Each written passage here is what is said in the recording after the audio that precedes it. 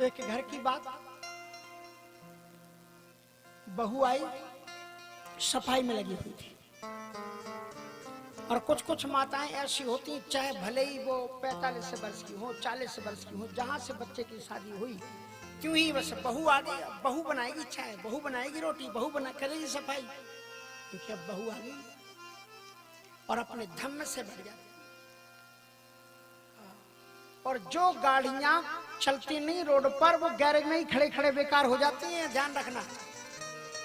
बहू आ जाए तो भी चलते फिरते रहना, काम करते रहना। तो महाराज क्या हुआ, सो एक दिन वो आराम से बैठी हुई थी, बहू सफाई कर रही थी, कहती थी हमसे चला नहीं जाता। बहू का हाथ लगा और एक घड़ा टूट करके नीचे गिर गया।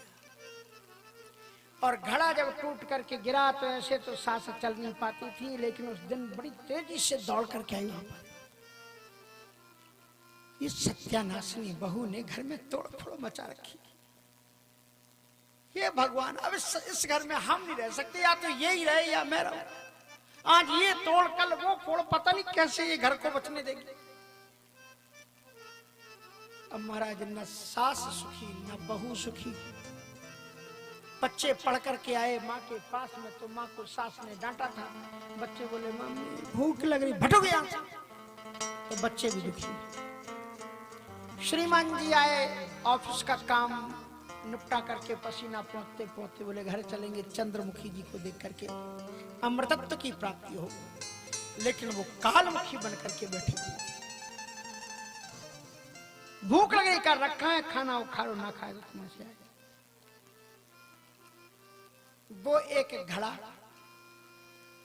मुश्किल से 500 रुपए का, उसमें अचार होगा, कुछ रखा होगा, फूट गया। वो 500 में आप दूसरा खरीद ला सकते थे। लेकिन जिस 500 रुपए के मिट्टी के घड़े के कारण तुमने घर की शांति मिटिया मैट कर दी, वो शांति तुम्हें लाखों अरबों रुपए खर्च करके भी नहीं मिल सकती। इसलिए घर की शांति को बिखरने मत दो। अगर सास गर्म हो जाए तो बहू को कहता अच्छा माँ जी कोई बात। अच्छा, सास को मनाने का तरीका बताएं आपको। कितनी भी नाराज सास हो, आज आपको हम एक टोटा टुनका बता देते हैं। जब सास नाराज हो, सामने शाम को आकर के लेटे, तो जब वो लेट जाए ना, तो अपना जो पल्ला होता है ना, उसमें ऐसे ऐसे 7 आंटे लगाना है, ऐसे ऐसे, और सास जी के चरणों में 7 बार रखना। हम गारंटी से आपको लिख करके देते हैं कि सास का हाथ आशीर्वाद के आपके ऊपर ना आ जाए तो आप अपना नाम मिटाएं।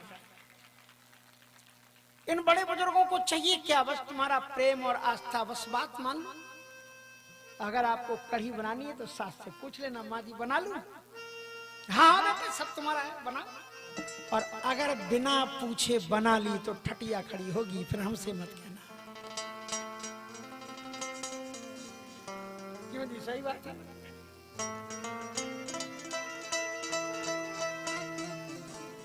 इसलिए कहने का तात्पर्य ये है, अब महाराज वो शांति बिखर गई।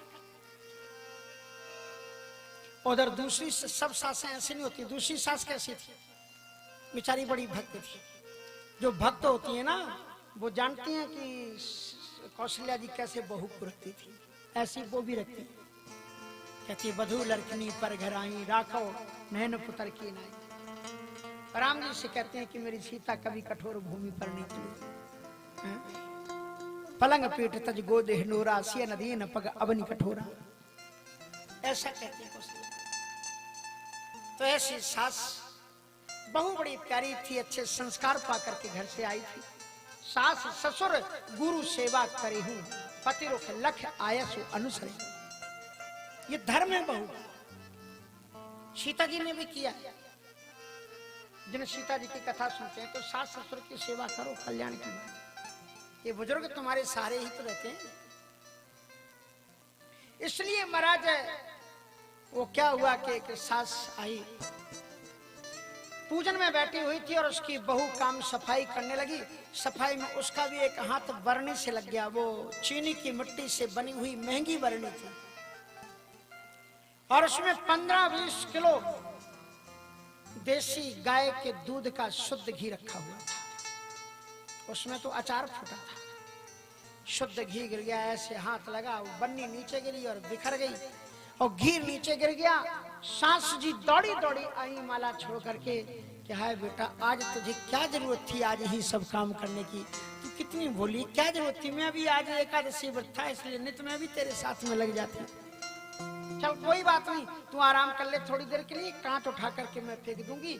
जब मैं छोटी थी ना, मैं तेरे से ज्यादा तोड़ फोड़ करती थी, मैं बहुत तोड़ फोड़ करती थी, चिंता मत करना, तेरा घर है। ऐसे तो बर्तन लाख आएंगे लाख जाएंगे, लेकिन ये तेरे कितने प्यारे हाथ, ये कहाँ से आएंगे। बहू के हाथों को चूम लिया, कहा बेटा बैठ जाओ, ये हम उठा के फेंक देते। तुलसीदास जी महाराज आए और बड़ी सुंदर चौपाई लिखी। क्या लिखी कि जहां सुमति था संपत्ति ना, जहां सुमति था संपत्ति ना, जहां सुमति था संपत्ति ना, जहां सुमति था, जहां कुमति था विपत्ति निदान, जहां कुमति था विपत्ति निदान। यहीं पर बैठा करो, आपको थोड़ी उठाया। जहां सुमति था संपत्ति नाय, जहां सुमति था संपत्ति नाय, जहां कुमति था विपत्ति निदान, जहां कुमति था विपत्ति निदान। जिस घर के अंदर में सास और बहू में मेल नहीं होता है, पिता और पुत्र में मेल नहीं होता है, वो घर आबाद नहीं हो पाता, बर्बाद होता चला जाता है। इसलिए सास का, बहू का, ससुर का, बहू का, जेठ का, जेठानी का, सब मिलकर के रहते हैं तो परिवार उन्नति करता है। रामचरितमानस परिवारवाद सिखाता है कि संगठित होकर के रहो, एक बन करके रहो। छोटी छोटी बात, कोई बात नहीं, तुम्हारे माँ बाप भी तो कभी डांटते होंगे, सास ने कुछ कह दिया चुप हो जाओ, माँ ही तो है, कोई बात नहीं। पर सासों को भी याद रखना चाहिए, टूट फूट हो गई तो तुम भी तो करती थी, तुमने अपने घर में नहीं की, कोई बात नहीं, बेटी है टूट फूट जाए, कोई बात नहीं। इसलिए ये जिंदगी, मानव जीवन को आप अच्छी दिशा में ले चलो तो आपका जीवन आनंदमय हो। सबसे हिलमिल चालिए, सबसे अच्छा व्यवहार करो, क्योंकि इस जिंदगी का कोई भरोसा नहीं है कब नष्ट हो।